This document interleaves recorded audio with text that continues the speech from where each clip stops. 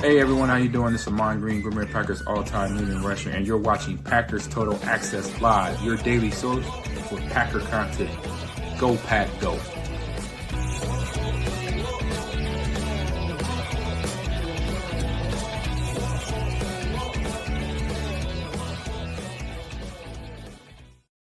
What's up, guys? Welcome into Packers Total Access. My name is Clayton. You can check us out on packernet.com. Find me on Twitter at Packers_access. Joined alongside Tim in Green Bay. We may be joined alongside Emilio here shortly.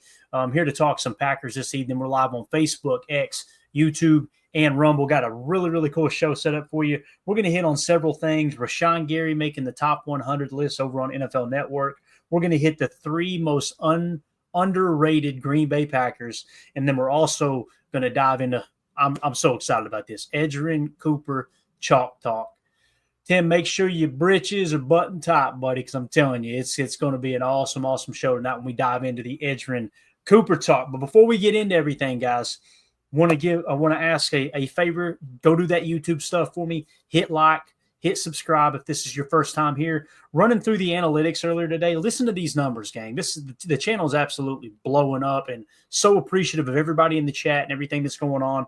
But we have consistently 12,000 returning viewers. What that means is they've watched the channel and they came back and watched it again for whatever reason. I don't know why they did it. Probably ain't got a lot, but returning viewers, 12,000, but we're only at 4,700 subs. So if you're one of those folks, hit that subscribe button for me. Click the bell notification. That way you get notified whenever we go live. We're going to be going live during training camp, bringing you all the updates, the entire training camp process. We're going to be doing all kinds of pregame shows, postgame shows. We may even do some preseason watch parties as well. We're going to got a lot of stuff lined up. So just make sure you're subscribed to the channel. We have 7,000 returning viewers that's not subbed to the channel. So just help us do that. Hit that like button and subscribe to the channel. Tim, how you doing tonight, bub? Ready to go, baby. Like Ben Johnson would say, right? Let's go. Yeah, he says it a lot more awkward than you do, though, Tim. I'm just telling you right now. Get ready to go. Caleb Williams back in the news. He posted a picture with a flower in his hair and get the nails painted and everything, my man. I guess you guys know how I feel about this. I don't have a problem. You want to paint your nails, but it just screams, give me attention. I need attention. Doesn't seem like a leader thing to do, but here we are. So with that being said, I'm going to tell you what a leader does do, Tim. They just, I don't know, battle their ass off to get back early from an ACL tear. And then next thing you know, boom, Rashan Gary back on the top 100, according to NFL Network. And he's in the number 80 spot. Now, here's the thing that I like about the top 100. And there's some people that go, it doesn't mean anything. Guys, this list is voted on by the very people who have to line up across from him. It's right. Voted on by the rest of the league. These are players in the National Football League going, that's a dude I hate facing right there. He's a real deal. So when we get in the season, just remember this stuff. When you get into the season and you have overly emotional fans, and there's always got to be somebody who's to blame, right? Listen, I'm as guilty as anybody. Like in the heat of the moment, you get upset, you get aggravated, right? You want to blame somebody, something. Just understand, you got to step back. And until you watch the tape, until you see exactly what happened, maybe most people, Tim, are good enough to catch it the first time through on the TV copy.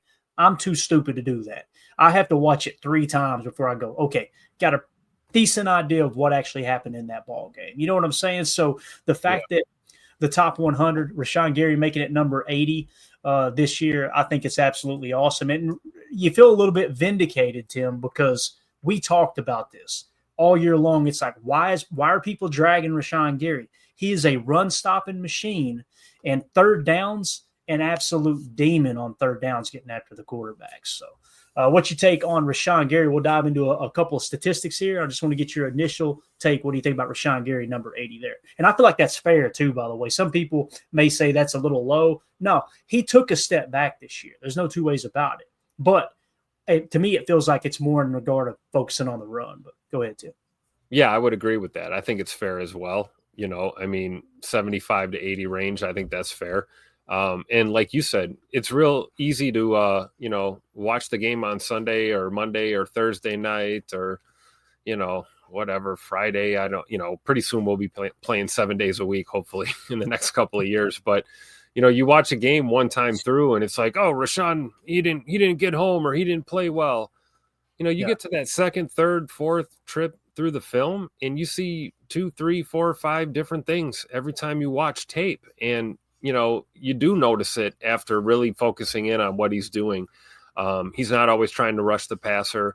There are stunts, twists, things that we build into this defense, things we're asking Rashan to do that don't always jump off the game tape on a Sunday afternoon. But if you go through it with a fine-tooth comb, you'll see what he's doing. And I think he's able to play on the inside if we really wanted him to. He can play on the edge. We know this. So I think top 80 is fair, certainly. And especially like you said, Clay, this is not, just talking heads like us. This is people that he lines up in the trenches with every week voting on him. So I think it's fair. Definitely. Let's go to the chat here. Clint Armchair Quarterback says respect for Rashan. Elijah Gwynn says NFL players think Gary's a dog and most NFL fans think he's a dog. He got voted to the Pro Bowl. Seems like Packer fans are the ones dragging him. Again, it's not all of them either, man. Elijah, it's the ones that are just overly emotional, man. And here's the thing too, like, I don't want to harp on this too much, but what happens is what had happened was a fan will typically, they'll get in their feelings in the middle of the game. They'll tweet something out, right? And then they'll get, a bunch of likes for it and it'll build up some steam. And then next thing you know, when that player proves them wrong, rather than as like a Packer fan going, man, I'm glad I was wrong there. He's actually playing well. It's you've got to now cherry pick stats and try to find something to make it seem as if you were correct the first time. It's like fans would rather be right in their ill-advised opinion than focus on the positive of what a player can actually. You're not a fan then. You're not a fan. You're an attention. Well, you know the word I'm going to use. You're an attention seeker. You're a strong attention seeker, and you'll do anything to justify your point. I'm with you, Clay. I'd rather be wrong 100% of the time and we win Lombardis. I'm a fan of this team and a fan of our players, and I'm going to support them. Even if you call that, a fault or whatever, I'm certainly not going to just, spout off nonsense, without being able to back it up. So, believe in our team, man. Bottom line, that's the prerequisite of being a fan, right? Fan is short for fanatic. You care about your team. Yeah. Same. And here's the other thing too. There were some folks on Twitter I seen, they were making fun of NFL Network because they listed him as a defensive tackle. One thing to watch for, and this may be our one off-season thing to watch for this year, Tim, you catch these trends, right? We talked about before the RPO game 2 years ago, and then last year going in, it was look for more pistol. We've seen a little bit of pistol from the Packers. This year, many people don't know this. Rashan Gary had right around 30 snaps where he lined up at defensive tackle. Now, keep in mind, I personally don't even think that includes him lining up at 4 tech with another defender on the outside shoulder of him on the line of scrimmage, making it more of a jam front, which in my opinion, that's a defensive tackle too. If you're at a 4 and someone's at a 7 or a 9 next to you, you're kind of playing D tackle as opposed to end. So with that being said, I think they may it could be wrong, but it looks like it's trending a little bit. Like Rashan Gary might kick inside a little bit more. And we seen, when we did his chalk talk, his tape breakdown the other day, man, he was kicking ass inside. I mean, he was, especially on that goal line stand, he literally threw off 2 blockers and made the tackle. So, again, just something to look out for there. Respect Oranges in the chat says, congrats on Rashan. Hopefully we see some more Packers, maybe Tucker Kraft. That would be awesome if Tucker Kraft made the top 100. I know this. Zacchaeus is right on it. He's spot on. X and Jacobs better be top 25. I would say X and Jacobs, they got a chance. They got a chance to be, I want to say top 10. Definitely Xavier McKinney has a legit shot to be top 10. But I would say Jacobs, if I had to guess, he's definitely top 50. Tim, what do you think about Jacobs? I would agree. I mean, X and Jacobs are top 10 in their position group, right? Certainly, that's not even up for debate, right? We would all agree on that. So when you're rounding out, the top 100, it's like, where do you put guys like that? I agree, man. Josh Jacobs, man, other than, our franchise quarterback, Jordan Love, I don't know a more valuable player on this offense, maybe other than, of course, Zach Tom, who needs to get his money, Pay that man his money. Certainly Jacobs is that dude. And on the defensive side of the ball, we know X is that guy, and he's going to continue to show it this year as well. So, yeah, I think top 25 is reasonable for both of those guys. Elijah Gwynn says, my guess is Love, Gary, X, Jacobs, Coop, and maybe even Evan Williams in the top 100. I feel like Evan would have been closer to the 100 mark, but I could be wrong. Cooper, I think Edgerrin Cooper, he better make. If he don't make it, that's going to be the snub of the entire list, and I think that's a good thing for Edgerrin. I kind of hope he doesn't make it, Tim. Yeah. I think if he doesn't, it's due to the injury, right? And the time that he missed early in the year. We didn't really get a full season. And one could argue the same with Evan Williams, right? He missed a handful of games last year as well. So, yeah. Ron Samuel says Gary needs someone the other side to pick it up a little bit. He needs more snaps as well. That's the thing, too, is like playing, 59% of the snaps, and he played in all 17 games. By the way, I think that was the first time he did that his entire career, I believe. You guys need to go watch that little video they tweeted out about this because it was really, really good. It also it showed how he was freeing people up to get to the sacks as well, occupying double teams, things like that. So one way to get more snaps is kicking them inside on occasion, right? See, that's the thing. Play off the edge and then mix it up, stick them inside, right? Maybe a little 3-tech or something. Who knows? And we were talking about that, right? Like, what if you put Devontae White in that nickel 4-2-5? What if you put Devontae White? This is when Kenny's gone, right? You put Devontae White at the 1-tech or the 2-eye, and you put Rashan Gary at the 3 to 4-eye, the 3-tech to the 4-eye. So that'd be interesting. Daryl in the chat says, hoping Jaden Reed and Tucker Kraft will be in the top 100. That's another one. Jaden Reed might be there, man. It could be.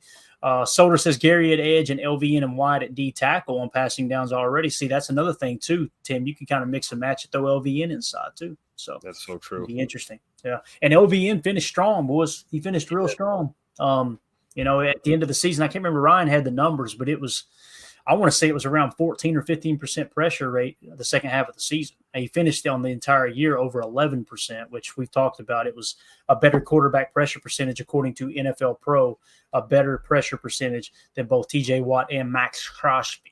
LVN has. So going along here, Green Bay Packers defensive end Rashan Gary has once again been recognized among the elite in the NFL, landing at number 80 on the league's top 100 list as voted by his peers. This marks the return to the prestigious ranking for the 27-year-old edge rusher. Though it's a drop from his number 50 position entering the 2024 season, Gary's inclusion highlights his consistent impact on the field as the Packers' best run defender and pass rusher. Here's a stat for you. Check this out. Gents, shout out to Steve Cook. He had tagged me in a tweet with this. Rashan Gary, this is according to NFL Pro, Rashan Gary generated pressure on 23.5%. Again, 23% of his pass rushes on third down last season. That was the sixth highest among defenders with at least 75 pass rushes on third down. Gary managed to generate pressure on just 7.8% of his pass rushes on early downs. People see that and go, what did they do immediately, Tim, in the tweets? He was trash on the early downs then. Watch the tape. The answer is always on the tape. We talked about it all year long. You can see them harnessing the pass rush to stop the run game. And the result of a 7.8% pass pressure rate on pass rushers on early downs, what's the trade-off there? You finish second in the league in run defense. Like, that's how the game's played. And tip your cap to Jeff Hafley for not listening to people putting pressure on you. Go, hey, you need to get this pass rush going. He's going, this is doing exactly what we needed it to do. I love it when a plan comes together. So, again, though, that 23.5% pressure rate on third downs, Tim, again, sixth highest in the league. Borderline, right there on the cusp, we're breaking into the top 5. Excellent number there. Yeah, I love it. And we knew we needed to get better in the run fits, right? That was our Achilles heel for many seasons prior. And, you talk about on early downs, the percentages being lower with the pressure creation. Let's not forget, we're not asking him to pressure the quarterback every single time, especially on early downs. A lot of the time, that's when we're running stunts, twists. We're asking him to occupy a blocker or two or plug a gap so we can run somebody in behind him. And to Rashan's credit, that's what he does. And he does it damn near perfectly, if you ask me. And a lot of times that doesn't jump off the film to the average fan. And so, you get down on a guy like that because you're not looking for the intangible. And the intangibles show us over the course of a year, we improved in the run game. And, we're going to need to take another step. We're losing TJ Slayton this year. We've got young guys, Brinson, Stackhouse, Devontae Wyatt. There's some names in the mix that are going to try and fill that gap. But we have to do this by committee, and that's our edge guys and our DNs as well. Yeah, definitely. Ron Sample says if he could do it on third down, it's guaranteed he could do it on early downs of apps. Yep. That's the thing.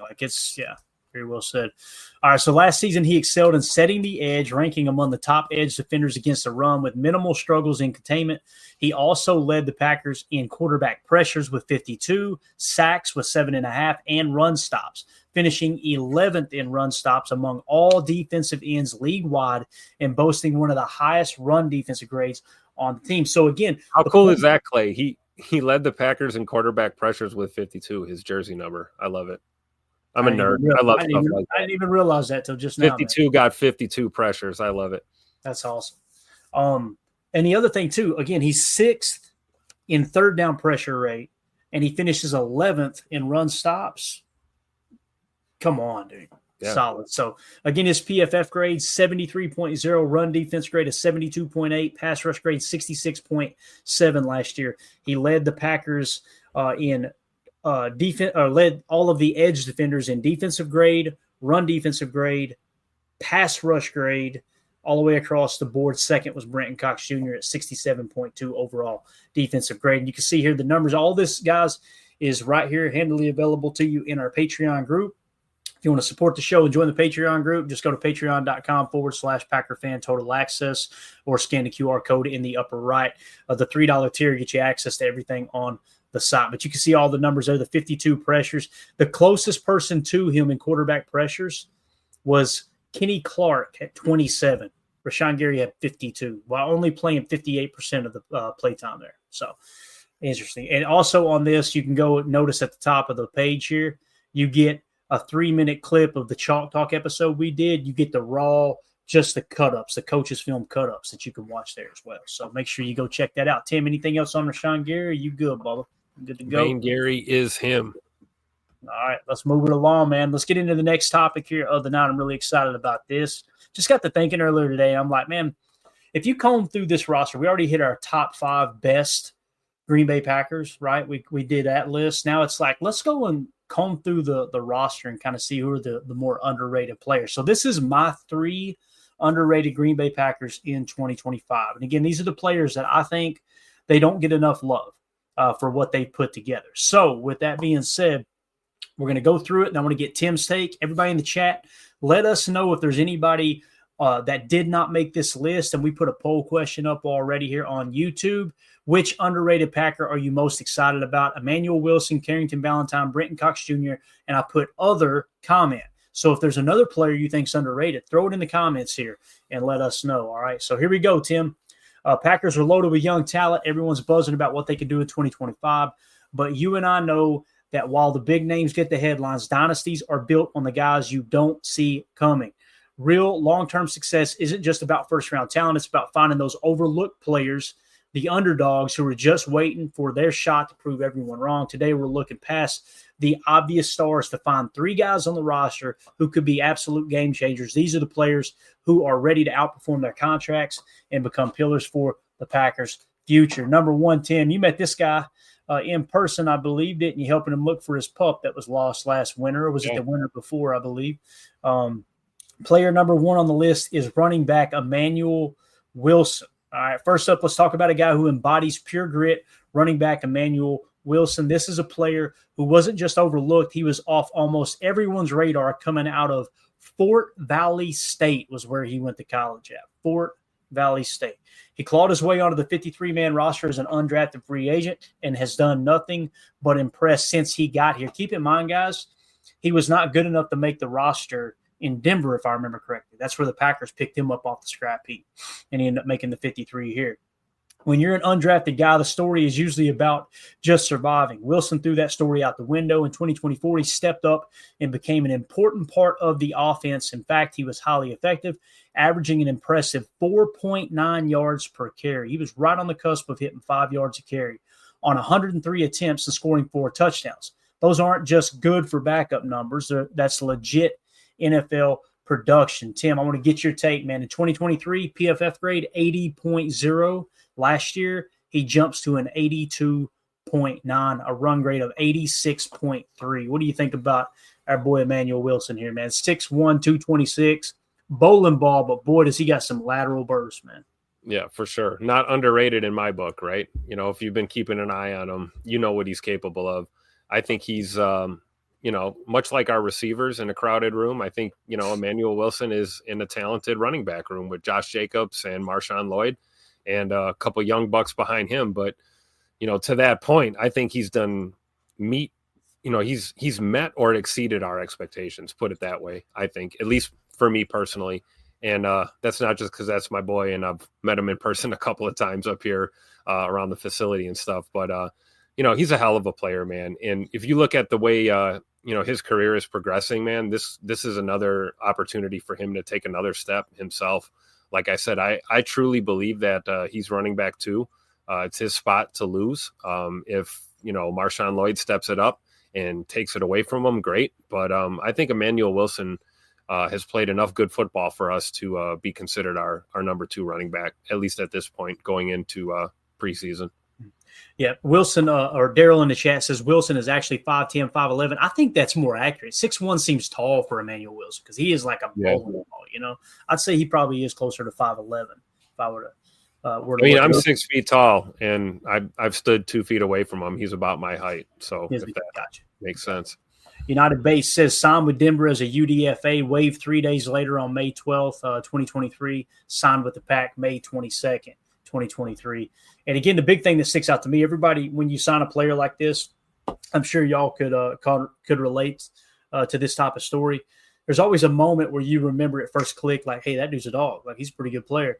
I remember he bounced, he took an A-gap run, bounced it all the way out in the C-gap, hit the sideline against the Bengals in preseason the first year we had him.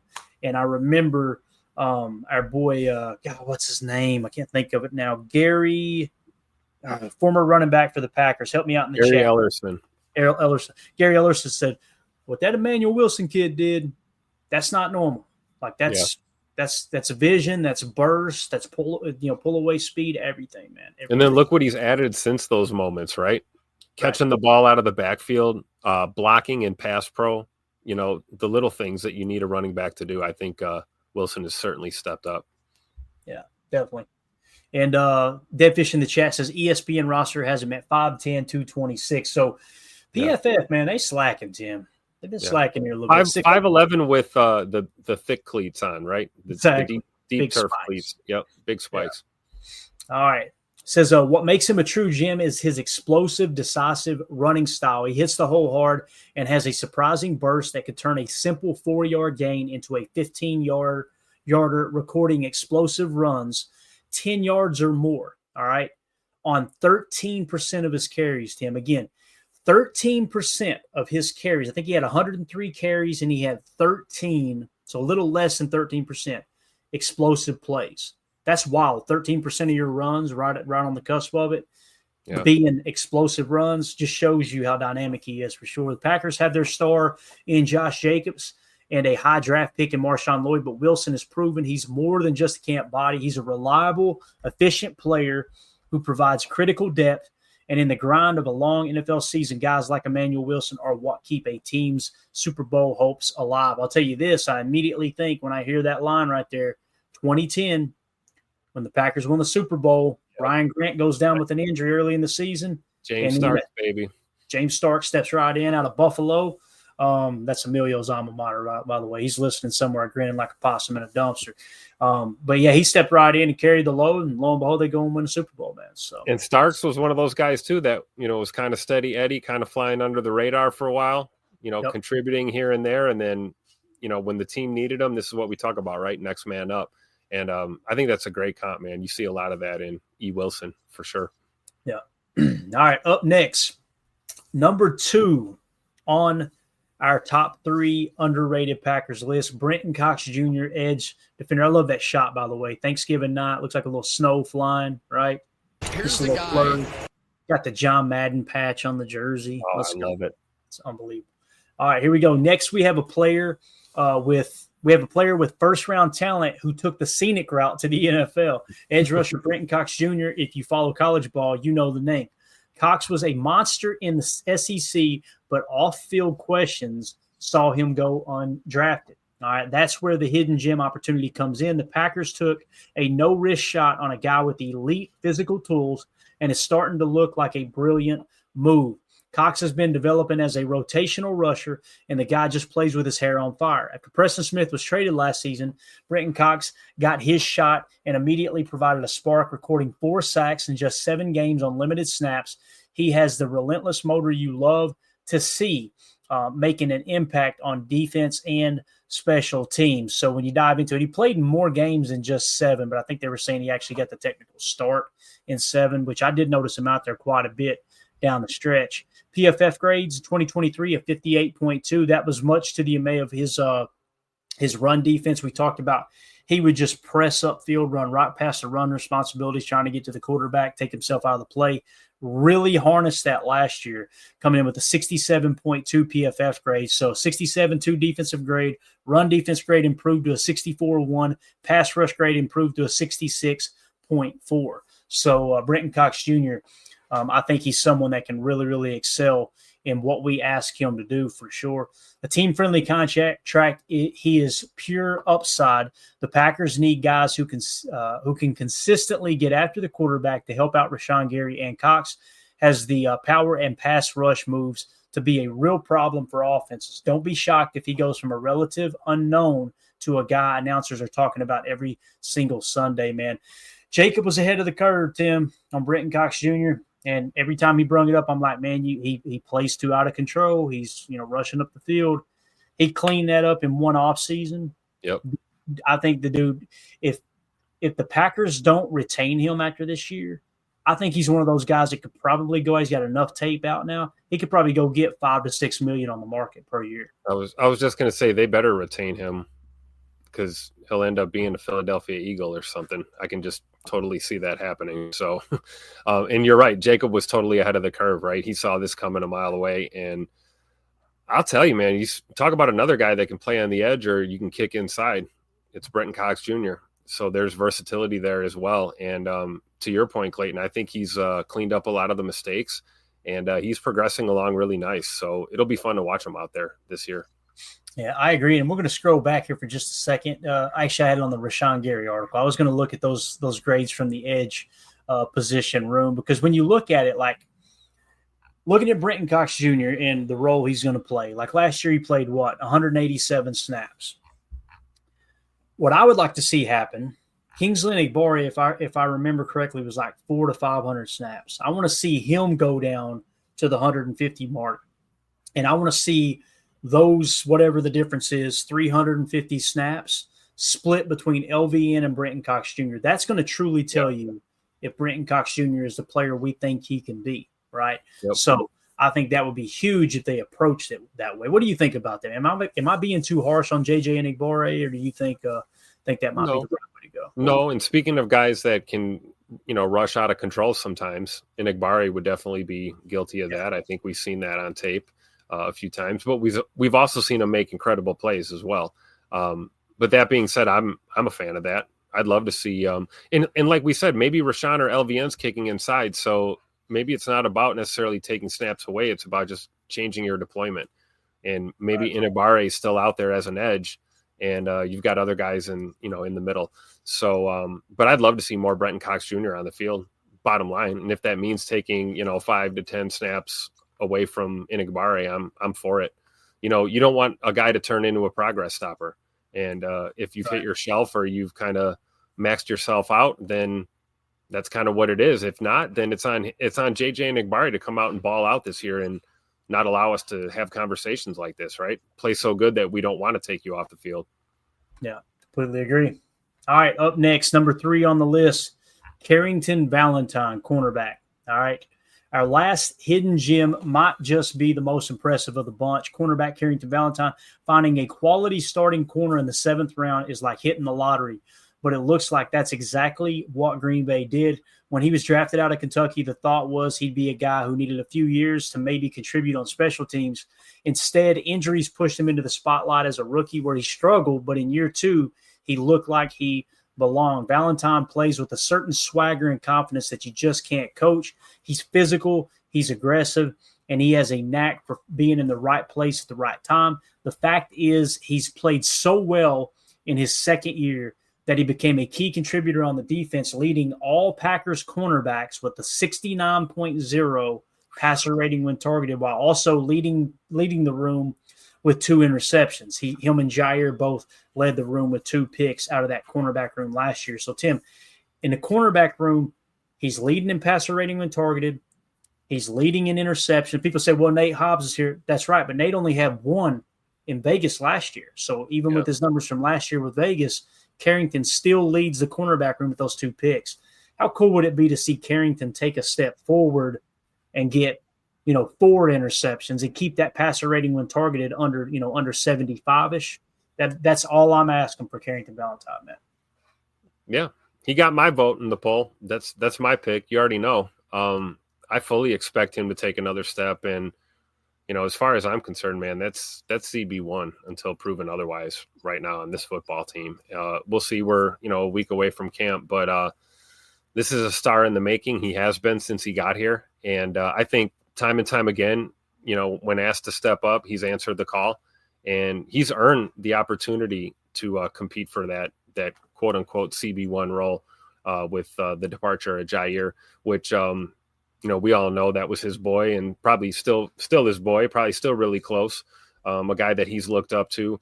And when you talk about the on the field stuff, I love it. And I think CV is going to pick up a lot of the slack left in that CB room when you lose a guy like Jair as a leader and, contributor on the field. So it's about time. He's right in that wheelhouse where we want, right? Old enough to know better, young enough to still enjoy it. And I'm looking forward to seeing year 3 with CV out there, man. Yeah, Holmes MD1 with the special request. My knee. My knee. The old perk game, as our boy United Bates refers to it in the chat. So true. So, yeah, Carrington again with the PFF grade last year, 65.5. So in 2023, he was a 57.5. Cheeks. Then he jumps to a 65.5. 65%. 65%. That's what it's my favorite drop, and you guys always surprise me with it. I don't even realize I'm saying 65 until you hit it. 65.5 defensive grade, but look at the coverage grade, Tim. 71.4. Yeah. What do we want corners to do, right? Cover. Yeah. Cover and stay healthy. That's what we need, right? Now, I will say this. That run defense grade strikes me a little bit as odd at 40.5 because we put a clip together of like 10 or 12 plays of him coming up and smacking the running back and attacking receivers on smoke screens and stuff. So I feel like it's that PFF algorithm, right? What are you going to do? Exactly, man. So, all right, following the release of Jair Alexander, Valentine is now set to be one of the team's top 3 corners, a massive and permanent role. He's already shown flashes of being a true lockdown defender, and the coaching staff loves his work ethic. In a league where you can never have enough good corners, having a young, hungry, and cost-control player like Valentine is an absolute goldmine for this defense. Talks about the coaches loving him, Tim. I remember, I've talked about this before, SEC Media Days 2023, Coach Stoops of my Kentucky Wildcats got up there and said, we got some adjustments we got to make, and I'm kind of paraphrasing, but I do know word for word he did say we lost our emotional leader on defense in Carrington, talking about Carrington Valentine. So it's a perfect example, too, of how someone who can be one of, if not the most important players on one side of the ball in college is just a 7th-round pick in the NFL, right? The difference in obviously skill level is astronomical. But I think it's awesome that the coaches have kind of identified Carrington as one of those guys. And I think he's going to pick up where Jair left off. Jair was always that spark plug. He brought that energy. Yeah. I know there's a soundbite where Matt LaFleur was mocked up and he dabbed up Jair Alexander. I think it was Matt's first year with the Packers. And he said, hey, I need you to bring that energy you always do today. Like Like he wants you, you need people on that roster and on that sideline and on that field that's going to be able to pick everybody up and keep things kind of amped up, and not in an overly aggressive, hateful way like fire on fire, but just making the game fun. I think Carrington brings a lot of that. Yeah, I agree. Like you said, spark plug, right? We know that's what Jair brought to the table. And I think, to his credit, Carrington Valentine's fully capable of embracing that role. And let's be honest, he's got a lot of help in that secondary, right? We've got Xavier McKinney back there. We've got Keyshawn Nixon. Keyshawn's not shy about bringing the energy and talking the talk. You got Nate Hobbs as well. But, I look at CV, man, and I look at him as one of these guys that's going to be, paving the way for the next generation of these corners. Like when you look at a Micah Robinson and a Kalen King, guys that are coming up behind. I think Valentine's going to be a great example for the young DBs in that room for sure. Yeah.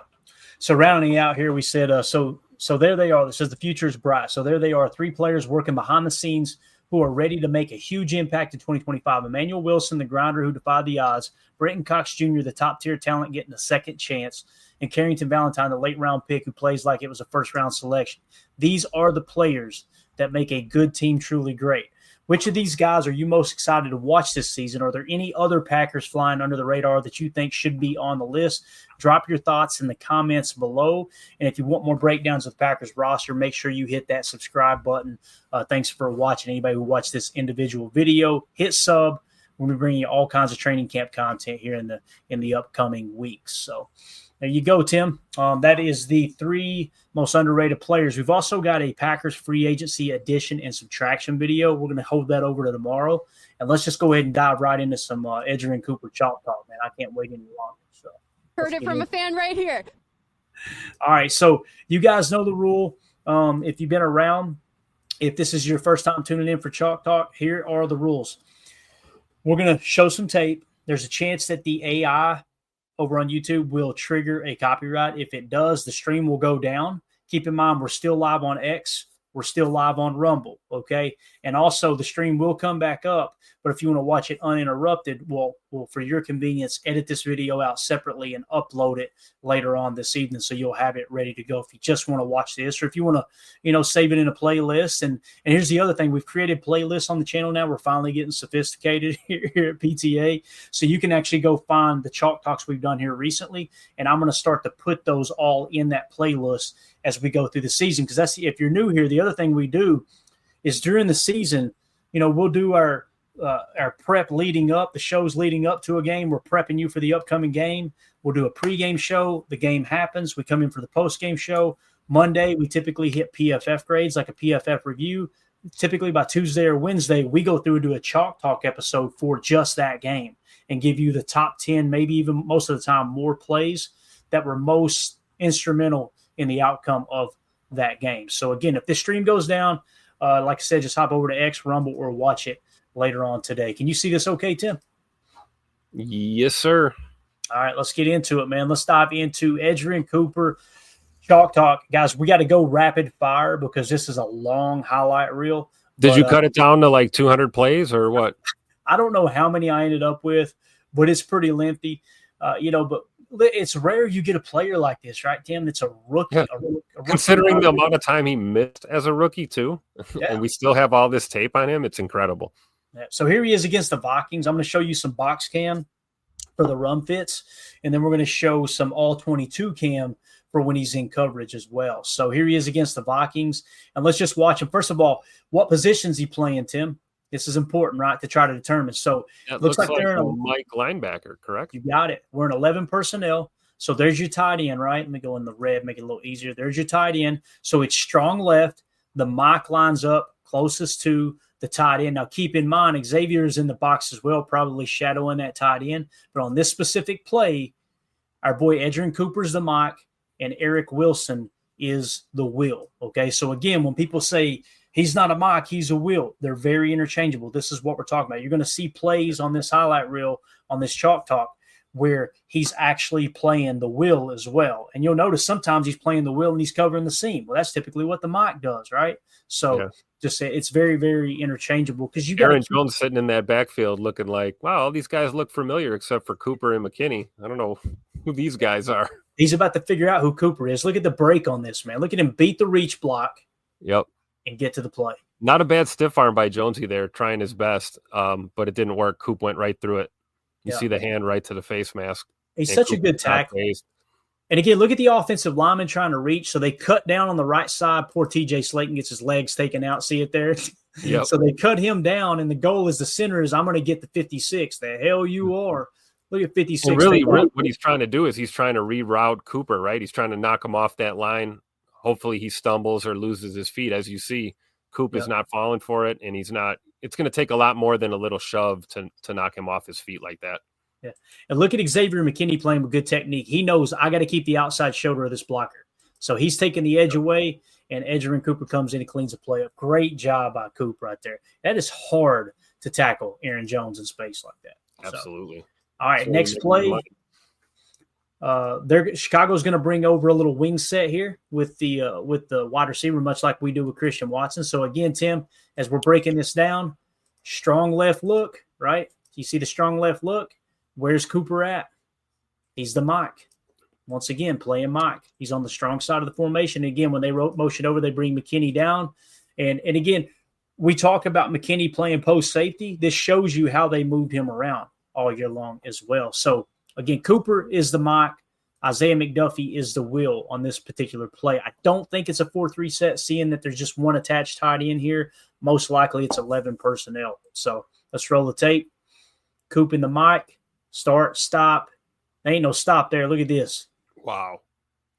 Pushed Enigbare on his face like, get out of the way, bub. If you ain't going to make the tackle, get off the tracks. Watch him push Enigbare right here.